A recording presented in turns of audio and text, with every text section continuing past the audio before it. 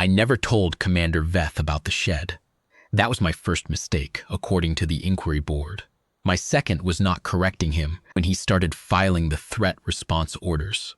My third, and this is the one that made the younger board members look uncomfortable in their chairs, was that I had been sleeping 12 feet below 7 Vrael for the better part of 11 months and had never once considered it a problem worth reporting. I want to be clear about something before I explain any of that. I have been working remote relay postings for 22 years. Before that, 14 years in the Signals Corps, 3 of them on hardship rotation in the Vethara Outer Range, where the nearest backup was a 4-day transit burn, and the local fauna had opinions about your presence that it expressed in immediate and structural terms. I am not a reckless person. I am not a romantic about wildlife. I have seen enough of the outer territories to have a grounded and unsentimental view of the things that live in them. And I have spent enough of my working life alone to have a very precise relationship with the line between honest observation and projection. I named the first one Needle. I am getting ahead of myself. Start at the beginning, Marin. You promised the board you would start at the beginning. The relay station at Kethaval Plateau is a 2-person posting. It sits on a flat-topped ridge 1,400 meters above the valley floor, at the edge of the upper scarp, where the atmospheric turbulence from the canyon system below creates enough electromagnetic interference to require a continuous human presence for signal correction. You cannot automate a Kethaval posting. The interference patterns shift too fast for the standard correction algorithms, and the window between degraded signal and total blackout is roughly 40 seconds, which is not enough time for a machine in low power idle to complete a boot cycle and take corrective action. You need someone awake, someone experienced, and someone who does not mind being alone at altitude with nothing between them and the horizon in 3 directions except wind and layered stone. The view from the plateau on a clear morning is extraordinary. I note this not because it is relevant to the inquiry, but because it is true, and because the board has asked me to describe the posting with accuracy, and the view is part of the posting. The canyon system below is approximately 3 kilometers wide at its widest point, and drops nearly a kilometer below the valley floor at its center. Carved out of the plateau's bedrock by whatever process made this world look the way it does.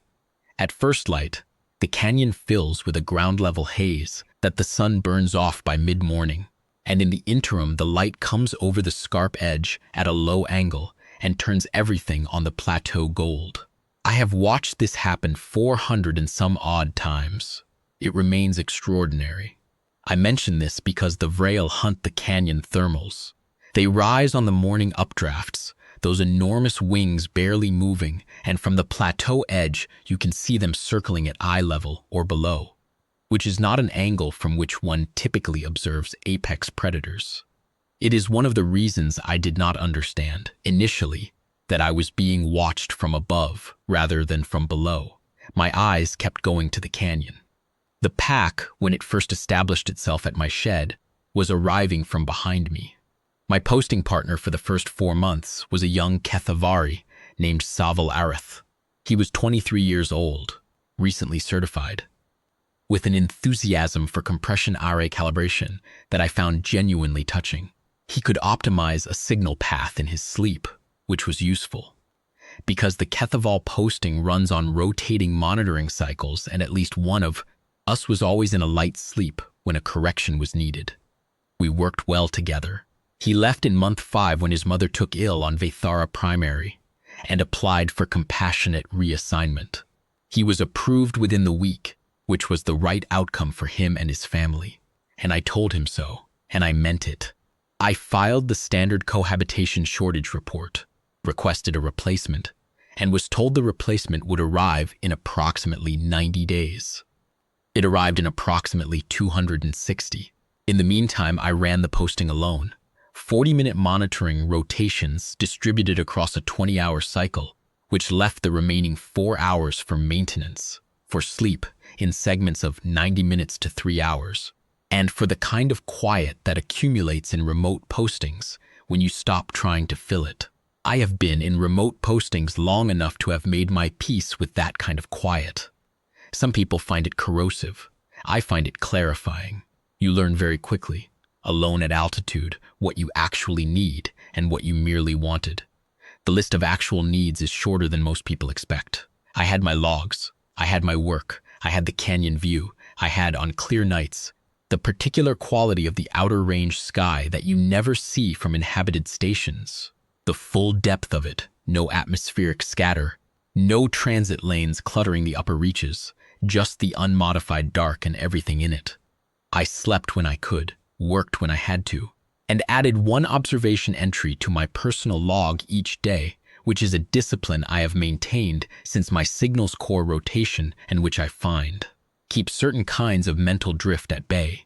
The first Vrael observation entry reads, "Large unknown avian predator, single specimen landed on secondary shed roof at approximately 0314 local. Observed me for approximately 90 seconds. Departed without vocalization or threat display. Wingspan consistent with Category 4 fauna briefing photograph. Will continue to observe. This is accurate as far as it goes. What it does not capture, because I was, as I said, maintaining clinical detachment, is the quality of being looked at by something that large in the dark. The lamp was off, the wind was low, the canyon haze was up, which meant the ambient sky glow was reduced and the plateau was close to genuine dark. And I was kneeling in the gravel with my toolkit and my back to the shed wall. And a head the size of a medium equipment case appeared over the roof edge above me and regarded me with the amber-lit patience of something that has never, in its evolutionary history, needed to hurry. I did not move, neither did it. We assessed each other. Then it pulled back and was gone. And the roof creaked once with the shift of weight as it lifted, and the canyon wind came back, and the moment was over. I filed the observation note. I went inside. I drank my broth and sat with the monitoring array and thought about the body language of a thing that large in the dark, the way the head had come over the edge and tilted. Not the stiff horizontal tilt of a threat assessment, not the upright curiosity posture of a smaller bird, but a diagonal that I had in the moment read as genuinely interested. I thought about what it had seen, a small warm-blooded biped kneeling in the gravel with tools, making no noise, making no movement, making no threatening gesture whatsoever. I thought about what that would look like to something that had presumably spent its life assessing whether things below it were worth hunting. I thought it decided I wasn't worth hunting. And then I thought, no, that is not right either. It decided something, but I do not have the vocabulary yet. By the fourth night, there were 3 of them on the shed roof. By the second week, there were 5, and they were arriving in the early evening, rather than the pre-dawn. I would finish my exterior maintenance and come around the corner of the main building to find them already settled. Wings folded tight against their bodies, crests down, heads angled so that one eye was oriented toward me, regardless of their exact position. The crouching rest posture of a large-winged avian species in full repose is not inherently threatening unless you don't know the animal and have read the Category 4 advisory too many times. From the right angle, at the right hour, with the late plateau light on their feather scales, they looked, and I will not apologize for this, like art. Enormous, sharp-edged, warm-weighted art on my shed roof. They made a sound when they roosted, not a call. Not the warning frequency the briefing advisory described, which is a high, carrying sound audible at several kilometers. This was lower, sustained, a kind of structural vibration that I felt in the soles of my boots when I walked within 5 meters of the shed. Not unpleasant. After the first week, it became background, the way the monitoring array's ambient hum becomes background. Present, noted, no longer demanding attention. I would realize later that this was perhaps the clearest sign of how thoroughly I had normalized their presence, that the sound of 7 apex predators roosting 12 meters from my sleep space had become something I tuned out the way you tune out a ventilation fan. I also noted in week 2 that the pack's presence had an effect on the local small fauna activity. The plateau is not barren. There are several species of ground-dwelling animal that use the rock crevices and the low scrub at the plateau edge, and in the pre-pack months, I had occasionally found evidence of their activity near the monitoring station, scratching at the weatherproof seals on the equipment connections, nesting in the anchor line housings. After the Vrael established residency, this activity ceased, not reduced, ceased. The plateau, within approximately 200 meters of the station, became empty of everything except wind and stone and the pack. I noted this without complaint. The anchor line housings had needed resealing twice in my first 4 months at the posting. They have not needed resealing since. I put this in my personal log under practical benefits of current arrangement. I am a practical woman. What changed everything was the juvenile. On the 19th night, I know it was the 19th because I keep detailed logs and the board has copies. I found a young Vrael on the ground at the base of the secondary shed's western wall. Not a cub in the soft animal sense of the word. A juvenile, already approximately the size of a large draft animal, with wings that had clearly developed past the flightless stage, but had not yet reached the full adult extension. It was lying on its side in the gravel, with one wing folded incorrectly, at an angle that was clearly not voluntary rest. The ambient temperature at that hour was well below the comfort range for a species with partial ectothermic thermoregulation. The 5 adults on the roof were watching.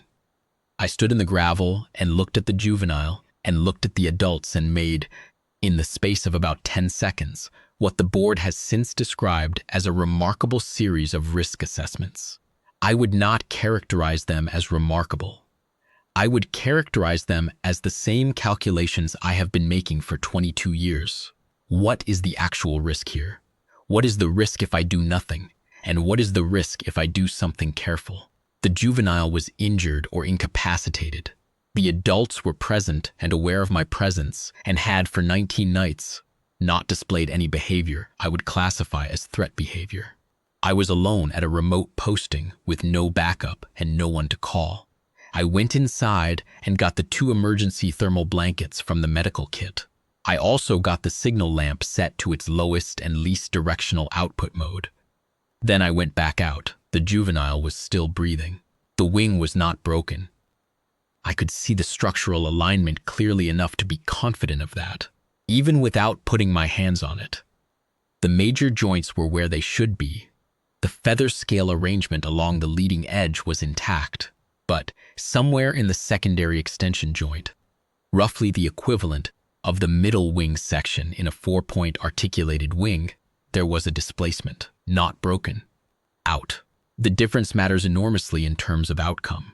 A displaced joint, given warmth and stillness, has a reasonable chance of returning to position on its own. A fractured structural element in a wing that large requires specialist intervention that I did not have. Warmth and stillness, I could provide that. I spread both thermal blankets over the juvenile's body, working from behind its shoulder joint and moving forward, tucking the edges under where I could reach. The animal made a sound when the first blanket made contact, short, high, the sound of something that was cold and in pain and suddenly felt something warm. And I talked to it. I always talk when I work. It is not a deliberate calming technique. It is simply how I function when I am concentrating, and it has the incidental effect of giving an injured animal something predictable and non-threatening to orient toward while I do whatever I am doing. I told it the joint looked displaced but not fractured. I told it that meant the situation was manageable. I told it the blankets would help with the cold, and the cold was probably making the pain worse, and that once it was warm, the joint might settle on its own if it held still. I told it the adults above us were visible, and I was not going to do anything that required me to move closer to the main building than the shed wall. I told it its name was Needle because of the pale streak on its right cheekbone, and that this was a good name and it should not read anything into it. I sat with the thermal blankets and the juvenile for 3 hours. I went inside once at the 2-hour mark to refill my broth cup and restart the monitoring rotation. and I came back out and resumed sitting. The adults on the roof had not moved during my absence. One of them had come down from the roof edge and was crouching approximately 4 meters from where I sat, close enough that I could see the individual feather scale texture on its wing leading edge, the way the scales overlapped like a set of flexible armor plates, close enough that I could hear its individual contribution to the low structural resonance the pack maintained. It was watching the juvenile. I believe it was also watching me, but it was not watching me with the quality of attention that I would call threat assessment. It was watching me the way you watch someone who is doing something you have no direct objection to and want to be certain continues in that vein. By the 3rd hour, the joint had settled. Needle rolled to an upright position with a series of careful incremental movements, testing each stage before committing to the next, the way an injured animal learns how much it can ask of itself, and extended the wing twice at partial range to confirm the movement was restored. Then it did something I did not expect. It leaned its head forward and pressed the edge of its beak to the back of my hand. Not a bite. I want to be absolutely clear about that. The beak was closed. The pressure was deliberate and careful, and approximately equivalent to a handshake from someone who is being gentle about it. It lasted 4 seconds by my count, because I was counting, because I was maintaining clinical detachment, and then Needle drew back and shook out its crest feathers with a rustling sound, and settled its weight on both feet. The adult behind me made a sound I had not heard before. Low, broad frequency, held for several seconds, distinct from the resting resonance in a way I could not yet characterize. I noted it. I did not yet know what it meant. I went inside, washed my hands, and wrote in my log, Juvenile Vrael, wing basement, treated with thermal management. Recovery appears positive. Adults present throughout. No threat behavior. Will monitor. I did not file a fauna observation report. The board has since indicated this was an error. I understand why they classify it that way. At the time, it seemed like the practical call. The fauna observation guidelines are written for standard Category 4 encounters, which are defined as observation of a specimen at distance, with no interaction. What had just happened was not that. What had just happened was not, as far as I could determine, covered by any guideline I had access to. Premature reporting of an ambiguous situation at a remote posting typically generates a response calibrated to the most alarming possible interpretation of that situation. And at that moment, the most alarming possible interpretation was not the accurate one. I decided to wait until I had a clearer picture. I had a clearer picture within the week. The pack numbered 7 adults by the 3rd week. Needle had not left. The juvenile was using the upper loft of the secondary shed, the ventilated equipment space under the roof peak where we store the bulkier replacement parts, as its primary roosting position. The loft has a ventilation opening on the east face approximately 1 meter wide. Needle, at juvenile scale, could pass through this opening with wings fully folded. The adults were using the roof and the external shed walls and the upper scarp edges immediately adjacent to the plateau. I was reasonably certain some adults were also roosting inside the loft. I had not gone up to confirm this. The thermal signatures in my overnight monitoring data for the shed were substantially higher than the installed equipment could account for, but thermal signature anomalies at remote postings have many possible explanations, and I was building a careful evidence base rather than speculating. I confirmed the adults were using the loft on the 42nd day when I went up to retrieve a replacement junction module from the upper storage shelf. The access hatch to the loft is a pull-up panel in the floor, approximately 60 centimeters by 80. When I put my head through it on the 42nd day, I found 4 adult Vrael occupying approximately 2/3 of the available floor space, wings folded, crests down, eyes at various stages of the half-open resting wakefulness state that, by this point, I recognized as normal Vrael resting behavior. The adult with the scar across its right cheekbone, the streak of lighter gray that I had noticed on the very first night, was at the far end of the loft from the hatch, with 2 others distributed between us. It opened its eyes fully and looked at me. I looked back. I said, "Good morning." It made the low, broad frequency sound. The others continued their resting. I climbed the rest of the way up through the hatch and moved carefully to the storage shelf, stepping around the nearest adult's wing joint with a clearance of approximately 30 centimeters. The adult tracked me with its eyes but did not move. I retrieved the junction module. I climbed back down. I stood in the main shed space with the module in my hand and took stock. 7 adult Vrael and 1 juvenile, roosting in my equipment loft and on my shed roof and on the adjacent scarp faces, apparently for the foreseeable future. The space had adequate ventilation, adequate structural load capacity. I had checked the engineering specifications when the thermal signatures first appeared anomalous, and a Kethaval-spec equipment shed is built to handle considerable weight given the wind loads at altitude, and was not, causing any interference with my equipment functions. The Vrael were not accessing the main monitoring building. They were not impeding my maintenance work. They were not displaying aggressive behavior toward me or toward the equipment. They were, by any functional measure, living with me. I put the junction module in my kit bag, installed it in the primary array, and wrote in my personal log, "Pack situation stable. Both structures now in confirmed use. No action required at this time. Monitoring to continue."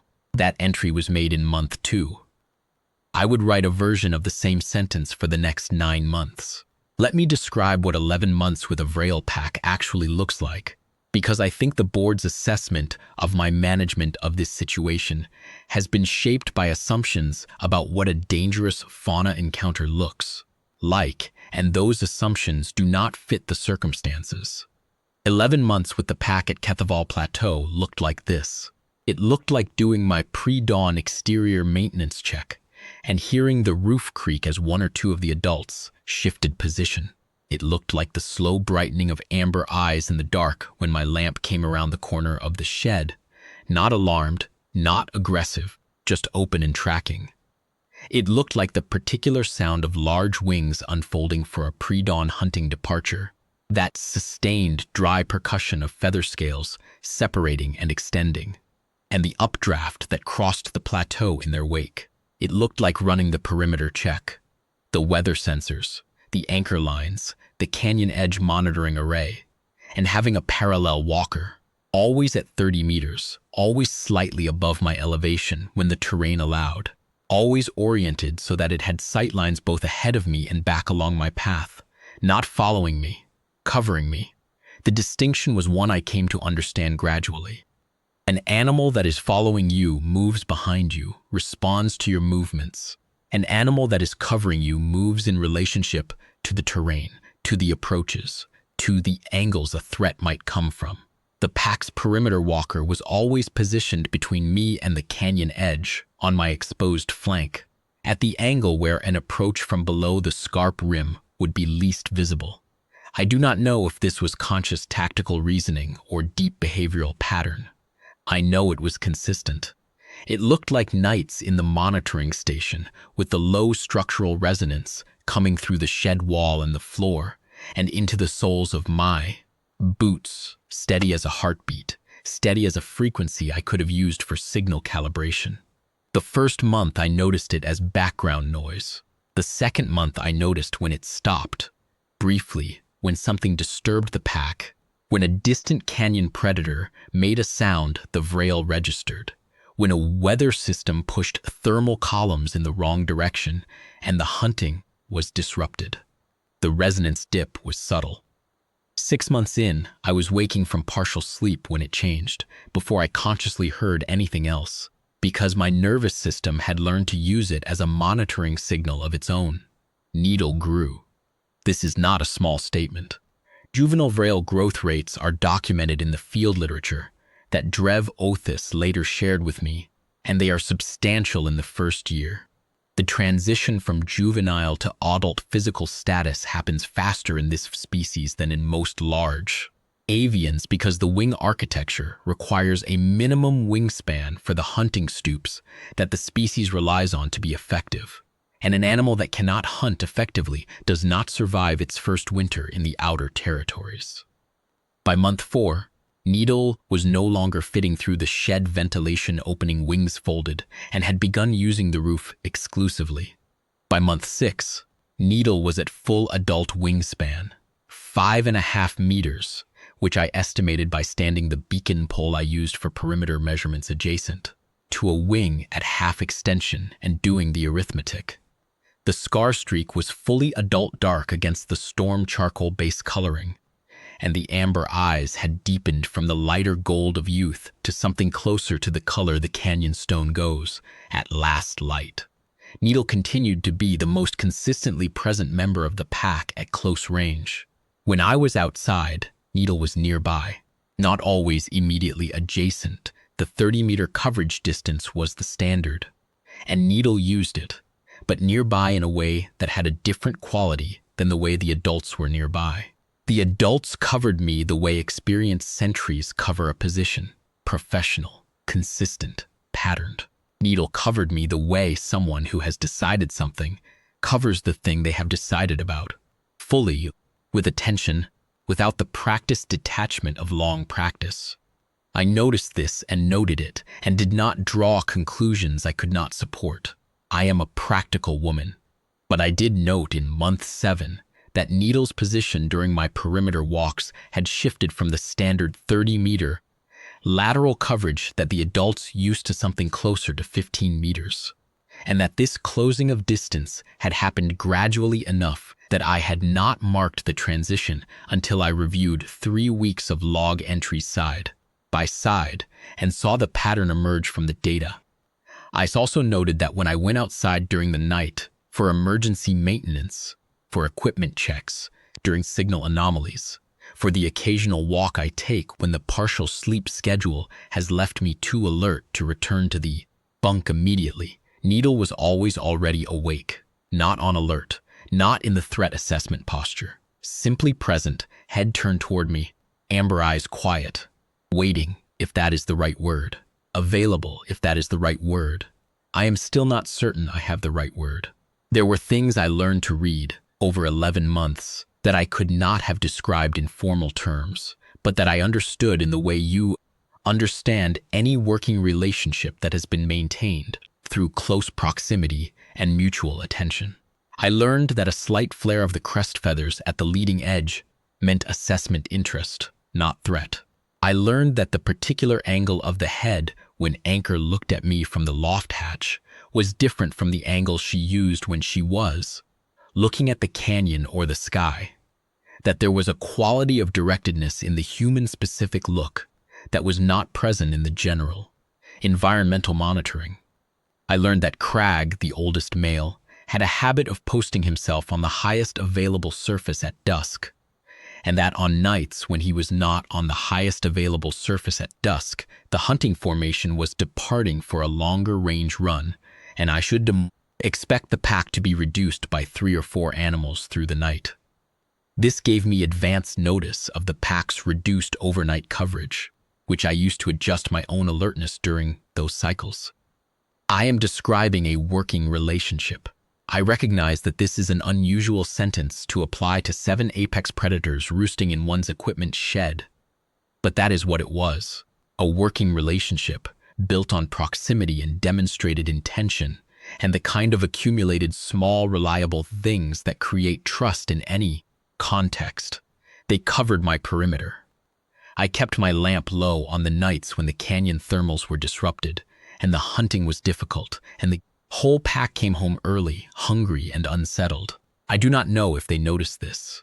I know I did it. I know that I had, by month 8, adjusted a 22-year personal protocol, run the lamp at moderate brightness to reduce eye strain during night maintenance, on the basis of what I had observed was comfortable for animals that were not supposed to be my responsibility. I noticed this and noted it, and did not draw conclusions I could not support. I am a practical woman. I should talk about Commander Veth. Commander Adros Veth took command of Kethaval Station the main administrative complex in the valley floor, 12 kilometers from my plateau, posting by surface transit. Approximately 4 months after the Vrael pack established continuous residency. He came from a transit coordination background, which is good preparation for the logistics of running a multi-site station complex and limited preparation for the specific challenges of an apex range posting. He was, by his own account, and by the account of the Kethaval station's staff I have since spoken to, a conscientious commander who worked hard and kept careful records and had strong instincts about organizational risk management. He had no experience with Vrael. His first survey drone passed over my plateau in month 5 as part of the standard new commander asset inventory. The drone would have picked up the pack on thermal imaging, 7 large warm signatures, and a substantial background thermal from the shed. He sent me a communication 3 days after the survey, asking me to confirm whether the thermal signatures at my location were fauna or equipment fault. I told him they were fauna and that the situation was currently stable. I want to note that this was accurate. I want to note that it was also, in retrospect, the most compressed, accurate statement I have ever made about any situation in my professional life. He asked if I needed threat evacuation assistance. I told him I did not. He asked if I had attempted to contact the fauna management specialist. I told him I had not and that no immediate intervention was warranted. He asked me to define stable. I told him the pack had been present for 4 months, had not displayed threat behavior toward personnel or equipment, and that my daily monitoring logs confirmed this. I did not mention the loft. I did not mention needle. I did not mention the perimeter coverage pattern or the resting resonance or the 42nd day or the thermal blankets that were still in use, because Needle had taken a habit of pulling them into the loft and I had given up retrieving them. He filed the first threat response order 6 days later. I want to give Veth credit for his reasoning, because it was not unreasonable. He had 7 large apex predators roosting at a remote posting staffed by 1 person. He had a posting operator who was giving him compressed, accurate statements and declining specialist intervention. He had a Category 4 fauna advisory that listed the Vrael as animals one does not approach. He had no information about what the pack was doing at my posting or why, and the information vacuum was being filled by reasonable assumptions about apex predator behavior, which are not wrong as general principles. He was not wrong as a general principle. He was wrong about this specific situation. These 2 things can coexist. The threat response order authorized a 4-person security assessment team to approach the plateau by ground transit, evaluate the Vrael presence, and recommend a course of action. The team leader was experienced, professional, and had no frame of reference for what happened when they reached the base of the scarp.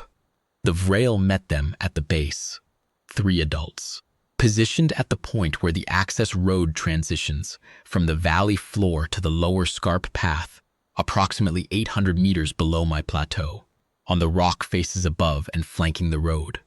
Wings partially extended, not vocalizing, stationary. The team stopped. They observed for 20 minutes from inside the transit vehicle. The Vrael did not move. The team returned to Kethaval station and filed a report describing the Vrael as actively blocking access to the relay posting. I did not know the team had come. I did not know they had been turned back. I found out when Veth contacted me to ask whether I was aware that the Vrael were blocking the access road. I told him honestly that I was not aware the Vrael were at the access road. 3 of the pack were not at the posting that day. I had counted beaks at morning and noted the absence and had assumed they were on extended hunting range. I told him this. He asked what I thought they were doing at the road. I told him I did not know. This was true. The conclusion I was approaching was not yet one I was willing to state in a formal communication to a station commander who was already concerned about my judgment. But what I was thinking was this. The pack had been maintaining continuous coverage of me for 3 months. They had demonstrated, repeatedly, that they tracked my position and oriented to my movements. They had demonstrated that they classified approaching individuals, myself, in the early weeks, through what appeared to be a process of direct assessment rather than categorical species response. They had, every time I left the posting for a perimeter run, positioned at least one adult at a point between me and the most exposed approach angle. What I was thinking was that 3 members of the pack had gone to the access road because something was coming up the access road, and they had assessed it, and their assessment was that they did not want it to reach me. Veth filed the second threat response order. The second team was 4 people with deterrent equipment.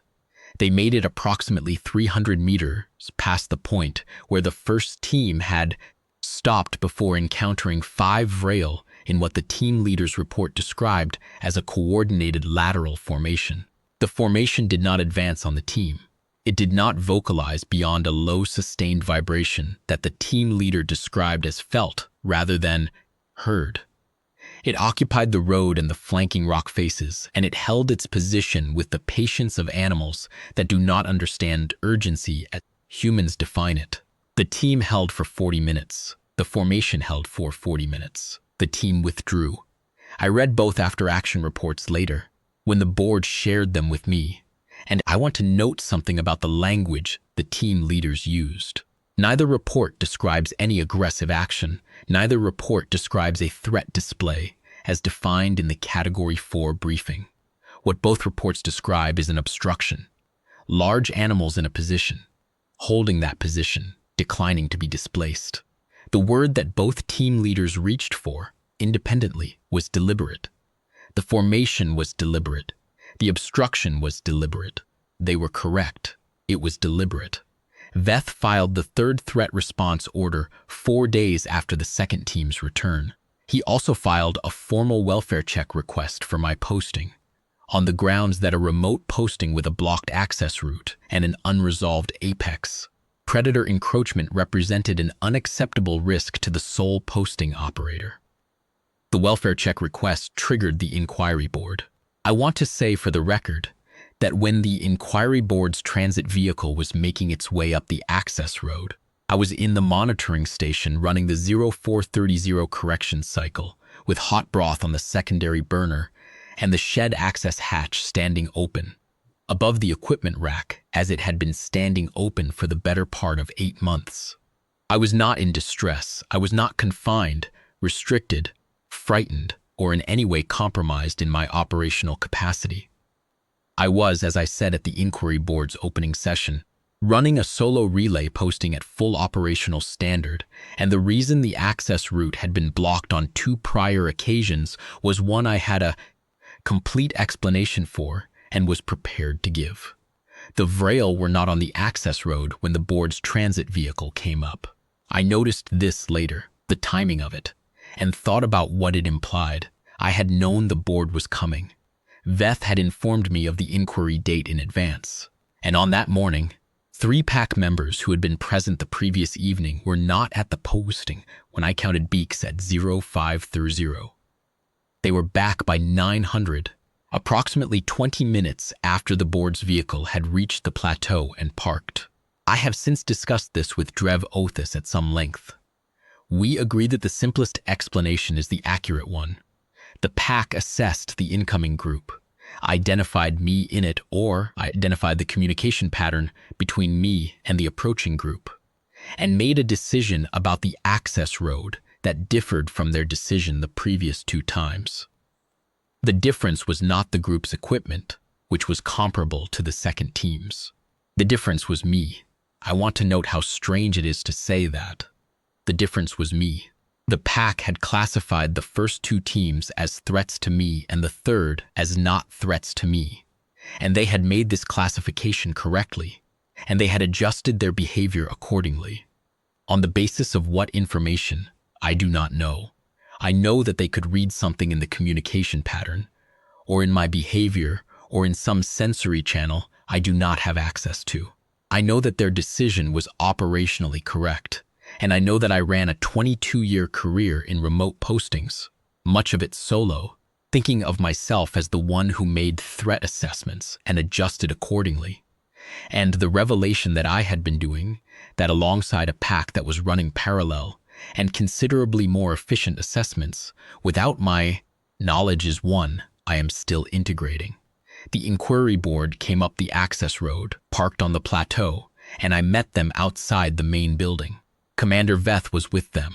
So was Drev Othis, the fauna assessment specialist, whom I had not met before and whom I liked immediately, on the basis of how she looked at the shed roof when she got out of the vehicle.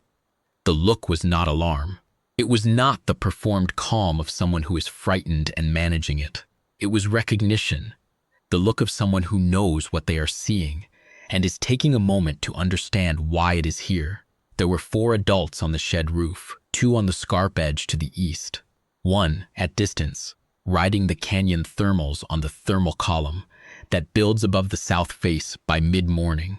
Needle was standing at the southeast corner of the main building, at full adult scale with wings folded and weight settled on both feet. Needle stands slightly taller than I do. The storm charcoal is fully developed. The scar streak on the right cheekbone catches the morning light in a way that I find beautiful and that I am aware, looking at it through the eyes of someone who has not spent 11 months with this animal, looks like a marking you might assign to something dangerous. The amber eyes were tracking the new arrivals individually, moving from face to face in what was, I had long since learned, a systematic individual assessment process, and then returning between assessments to me. Veth's hand moved toward his sidearm, I said quietly. Don't. He looked at me. I looked at Needle.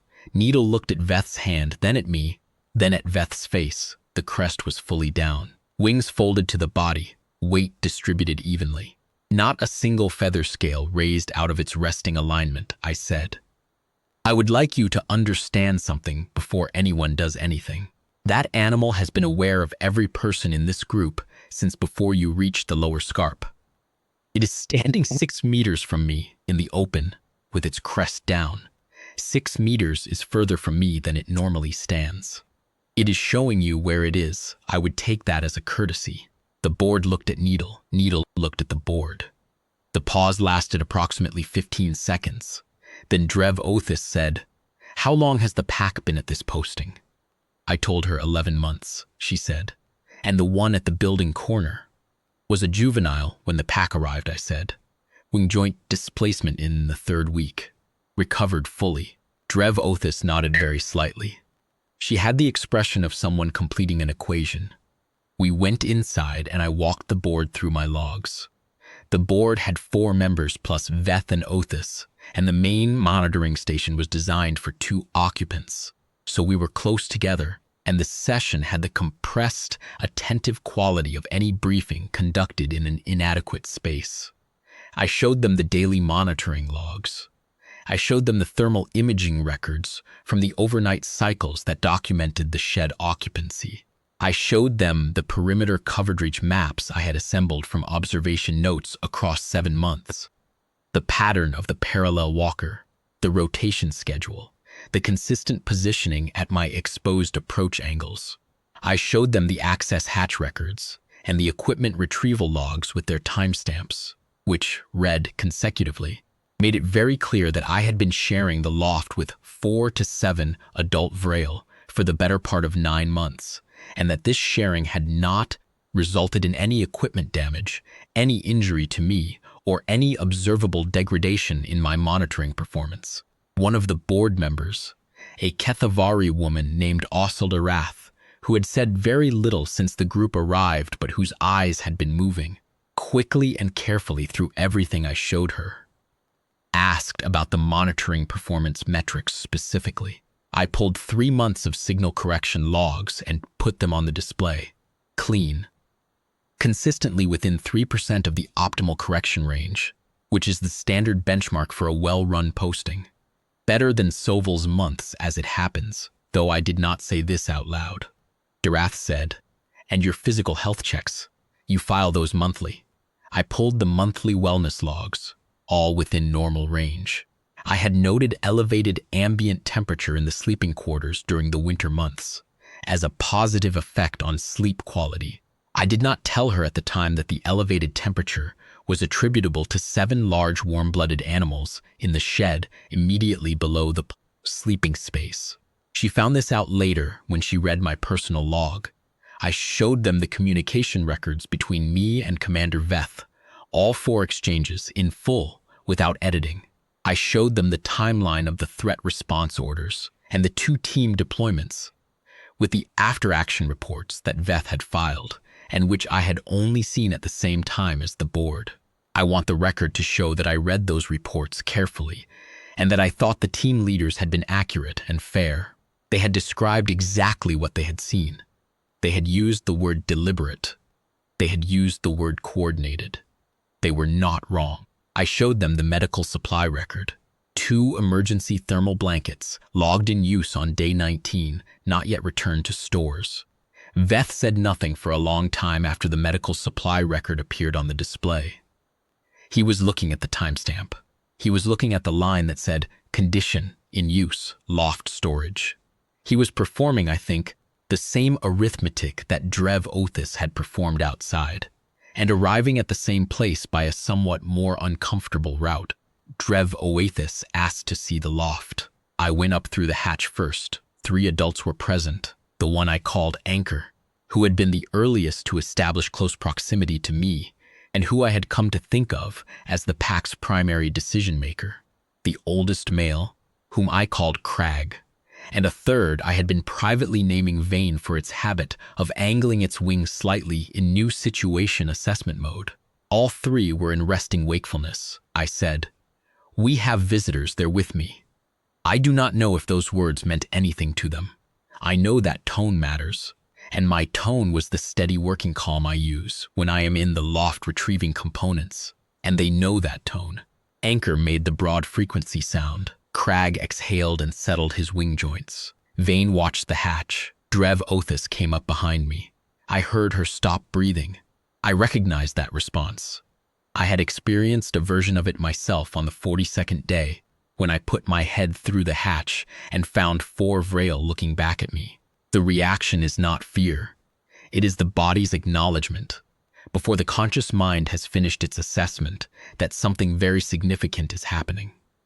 She breathed again, slowly, and I did not turn around to look at her face because I thought she would prefer to have a moment. She stayed in the loft for 14 minutes. I know because I was monitoring the time. Not for any operational reason, simply because I have a habit of noting durations. She did not approach the pack.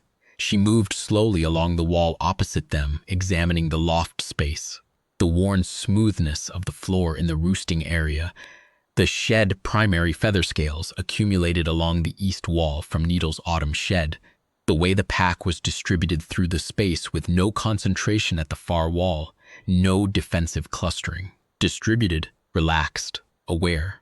She examined the storage shelf, which the pack had never disturbed in 9 months of loft occupancy.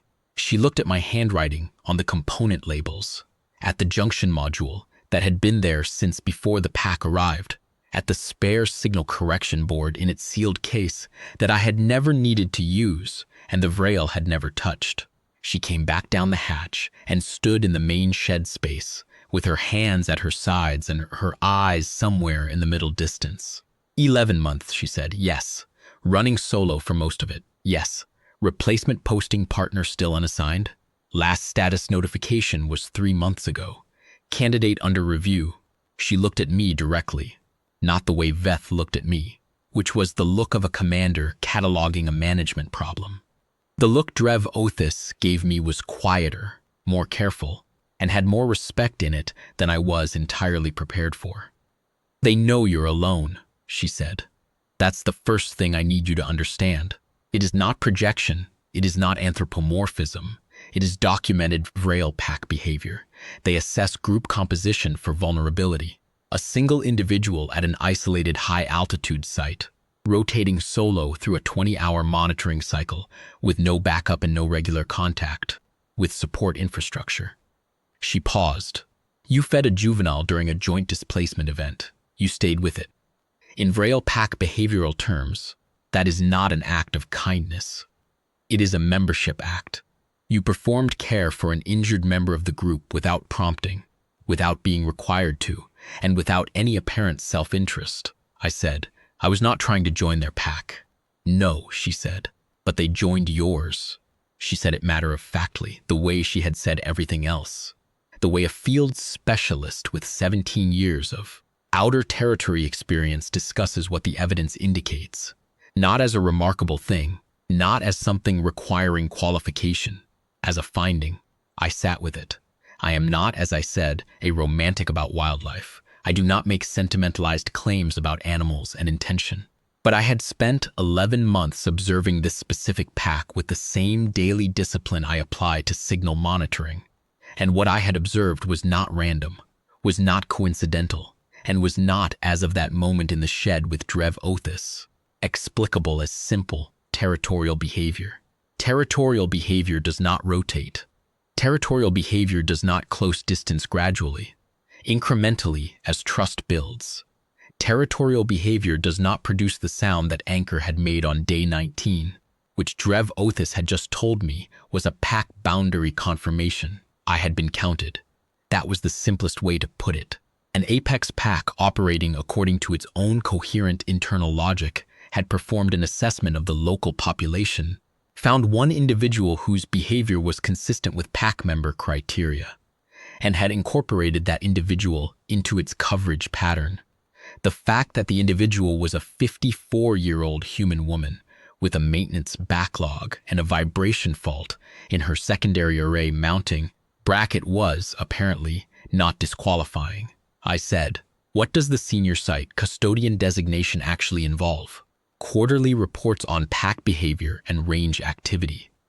Consultation access for the outer range fauna management team. Priority review of any subsequent threat response orders filed regarding the site. She paused. And documentation access, if you're willing to share your logs for the field record. All 11 months? All 11 months, she said. The perimeter coverage maps especially. We have theoretical models for Vrael territory sharing behavior and very few field data points. What you've assembled by hand in 7 months of daily observation is frankly better documented than anything currently in the academic literature. I said, I kept the logs because I always keep logs. It wasn't systematic field research. I know, said Drev Othis. That's why it's good. The inquiry concluded on its 3rd day. Commander Veth's 3rd threat response order was suspended. The first 2 were retroactively reclassified from documented threat incidents to response to unresolved fauna observation gap, which I understand has consequences for his performance record, and which I did not request and would not have requested. He made reasonable decisions on the basis of the information he had. If I had filed complete fauna observation reports in months 1 and 2, neither order would have been filed, and the reclassification would be unnecessary. Part of the outcome belongs to me. He came to me on the last evening when the board had gone to the transit vehicles, and it was just the 2 of us on the plateau in the late daylight. He said, I owe you an explanation.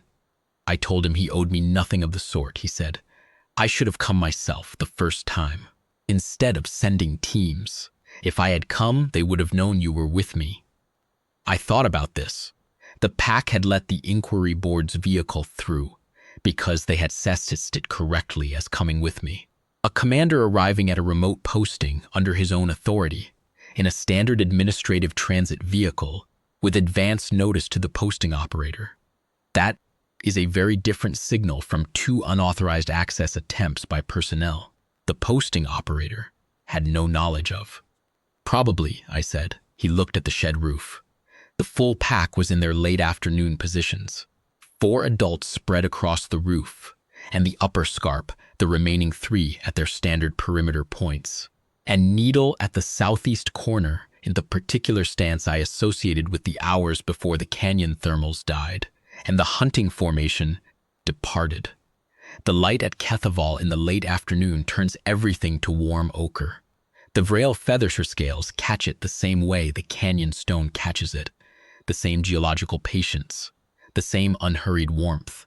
Othis filed her recommendation this morning, Veth said, before she departed. Site designation amended to active range overlap. Pack presence classified as voluntary non-forced association. He was quiet for a moment. Your contractor status is being reviewed. She recommended senior site custodian, I said. That seems like a lot of paperwork. He almost smiled. She said it would be the first time that designation has been held by a human on an active Vrael range, he said. I thought about that for a while, watching the pack in the late light, watching Needle at the corner with its amber eyes, taking inventory of the horizon the way they always did at this hour, the first time, 22 years, the outer territories, the long, quiet postings, the 40-minute sleep rotations, and the morning broth, and the canyon view, and the kind of accumulated careful attention to living things that you develop when living things are, for long stretches, the most consistent company you have. I said, will you come back up when your schedule allows? Veth looked at me. To the posting? To the plateau, not necessarily to the station. The canyon view in the early morning is worth the transit time. And I think, once they've seen you with me twice, you'd be cleared. I paused. It's good to have someone to show it to, he said after a moment. I'd like that. Drev Othis stayed 2 extra days after the board departed. She had brought recording equipment, and she spent her extended time documenting the pack's behaviors with a thoroughness that I found both illuminating and, in some ways, private feeling, as if someone had arrived to document your household and you were watching them write down things you had long since stopped noticing. She was kind about it. She showed me the field literature in real time, cross-referencing her observations against the documented behavioral catalog, walking me through what she was seeing and why it mattered. On her last morning, we stood outside the secondary shed in the pre-dawn dark, listening. The pack was in the loft. The low structural resonance came through the shed wall and the ground underfoot, steady and unhurried. Needle was on the roof above us. The sky at that hour, at Kethaval altitude, was the particular deep gray that precedes first light, before the canyon haze rises and before the sun finds the scarp edge, and the resonance was the only sound besides the wind. Othis said, "They'll be here after you go. When your posting rotation ends and the next operator arrives, what will they do with someone new? What they did with you? Watch, assess, decide." She was quiet for a moment. The next operator will be better off for it, whether they understand what's happening or not. I thought about that. I thought about the first night, the lamp off, the roof creak, the head over the edge, and the amber eyes in the dark. I thought about 19 days later, kneeling in the gravel with the thermal blankets. I thought about the 42nd day, my head through the hatch, the broad frequency sound, "Good morning." I thought about 7 months of perimeter walks with a parallel walker at 30 meters, covering my exposed flank every time. I said, the night I sat with Needle, the one that came down from the roof behind me, close, maybe 4 meters, and stayed the whole 3 hours. The anchor female, Othis said. Yes, she made a sound I hadn't heard before, after Needle pressed its beak to my hand. Low, broad, held for several seconds, different from the resting resonance. Othis was quiet. The resonance from the loft above us continued uninterrupted. "It's a confirmation sound," she said. "It's what Vrael make when the pack count is complete and all members are accounted for. When the boundary of the group is confirmed." She paused. "It's not a common sound to hear from the outside," I said, "because it's meant for members." "Yes," she said. I went inside. I had a monitoring cycle to run. The arrays do not care about inquiry boards or site designation amendments or the particular weight of what it means to be counted. They care about continuous signal correction and 40-second response windows and the quality of electromagnetic interference the Kethaval Canyon system generates on a cold, clear morning when the overnight temperature drops and the stone contracts and the interference pattern shifts. I sat down. I put my hands on the controls. Above me, through the open access hatch, I heard the loft settle into its overnight quiet, wing joints, crest feathers, the slow exhale of large animals returning to rest. The resonance held steady. I calibrated my correction against it the way I had learned to, 7 months in, when my nervous system first decided to use it as a reference signal. The arrays ran clean, the signal path held. I wrote in my log, in the space for personal observations that I have been filling every day for 22 years, the shortest entry I have ever filed, count complete. Then I ran the cycle. The canyon haze came up below. The first light found the scarp edge and turned the plateau gold. And somewhere out in the thermal columns, far below and unhurried, the rest of the pack began their morning rise.